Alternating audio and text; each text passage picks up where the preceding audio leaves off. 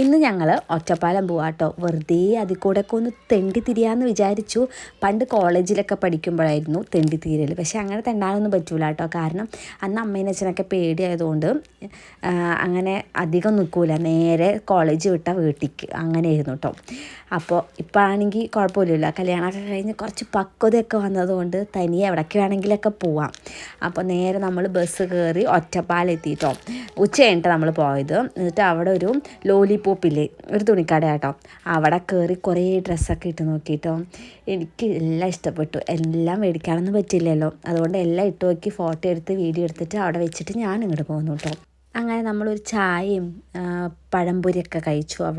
അവിടെ കൂടെ ഒരു ഗാന്ധിജി പ്രതിമ വെച്ചിട്ടില്ലേ, അതിൻ്റെ ഇടയിൽ കൂടെയൊക്കെ പോയി കുറേ കടകളിൽ ഡബിൾ സ്റ്റാർ, അങ്ങനെ ഋഷിയോ അങ്ങനെ എന്തോ ഒരു കടയുണ്ട്. പണ്ടത്തെ ഒരു ഓർമ്മ കേട്ടോ. കോളേജിൽ പഠിക്കുമ്പോൾ ഇടയ്ക്കിടയ്ക്ക് അവിടെ പോകാറുണ്ടായിരുന്നു. അങ്ങനെ ഇപ്പം അങ്ങനെ വലിയ ഓർമ്മയില്ല. അവിടെയൊക്കെ നല്ല പുരോഗമിച്ചിരിക്കണു. പിന്നെ നമ്മുടെ ബസ് സ്റ്റാൻഡിനും വലിയ പുരോഗമനം വന്നിരിക്കണു.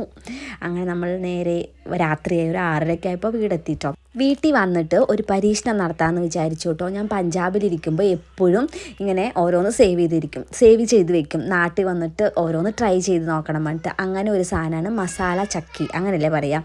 പക്ഷേ ഈ മുറുക്കാണ് ഉപയോഗിക്കാമെന്ന് എനിക്കറിയില്ല കേട്ടോ. ഞാനത് മേടിച്ചു.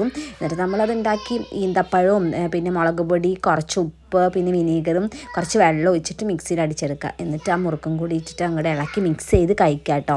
കുഴപ്പമില്ല, പക്ഷേ എനിക്ക് വലിയ ഇഷ്ടപ്പെട്ടില്ല കേട്ടോ. പക്ഷേ ഇവിടെ ഉള്ള കുട്ടിപ്പട്ടാളത്തിനെല്ലാം ഇഷ്ടപ്പെട്ടു. അത് കാലിയാക്കി വെച്ചു. പിന്നെന്താ, എൻ്റെ ഉണ്ട വിജയമൊക്കെ വരെ അത് ഇഷ്ടപ്പെട്ടു. അത് രണ്ടാമതെടുത്ത് കഴിക്കണം കണ്ടു കേട്ടോ. പിന്നെ അതൊക്കെ കഴിഞ്ഞൊരു ഡാൻസ് ആവാം. പിന്നെയാണെങ്കിൽ ഈ അമ്മ രാത്രി മക്കളെ പേടിപ്പിക്കാൻ വേണ്ടിയിട്ട് മുഖത്ത് എന്തൊക്കെയോ വാരി തേച്ച് വെച്ചിട്ടുണ്ട് കേട്ടോ. ബീട്രൂട്ട്, തൈര്, അരിപ്പൊടി ഇതൊക്കെ മിക്സ് ചെയ്തിട്ടാണ് തേക്കണത്.